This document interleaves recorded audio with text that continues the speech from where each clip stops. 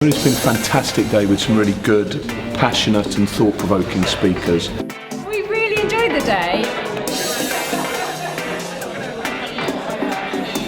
Likewise, really enjoyed it, and I thought there were some great questions coming from the audience as well. The reason for coming along today really was to understand the different levels of complexity around building and cultivating a culture. I think the event is great in terms of looking at people who are my peers across the industry. So I really like the day because I like the combination of having a company that actually does sort of brand and culture, and then hopefully a practitioner's perspective from myself, and then a theoretical, more psychological underpinning about how do you actually get people to shift and think through their value system. So that was a really nice combination. Working with SMRS today on the workshop with different perspectives from a practitioner, from a consultancy, from an academic, was really, really interesting. So we were talking all about some of the myths and secrets and successes of building a great culture within a business. That starts with just understanding even what the definition of culture and work and how those two things can clash together.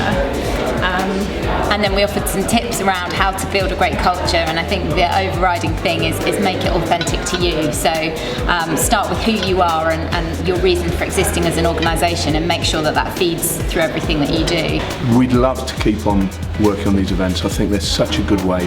As a workshop, you get small groups of people today, but you can make it really relevant to them, and the conversations that you can have about issues that matter to them is really important. So I was asked to provide the practitioner's perspective, so really what does it actually mean to try and bring a culture to life within an organisation. So I've really just tried to talk about the beliefs that we have at Cancer Research UK and how we've tried to weave them into everything that we do, and some of the things that we've learned from that and some of the challenges that we face. So hopefully it's given a chance for people to see how easy or hard it is to actually do it in real life.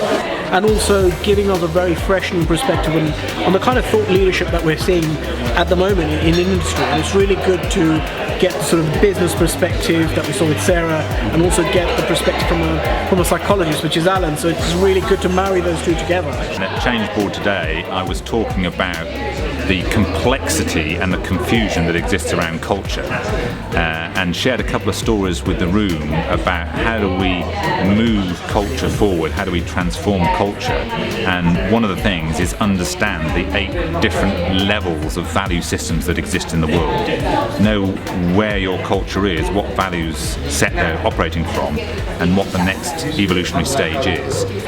My thoughts on today, I was really pleased with the fact that Future Talent is aiming to cover some of the big mega trend issues, whether that's globalisation, digitisation, ageing workforces, but culture is something that always comes up when we're talking to our community about big important issues.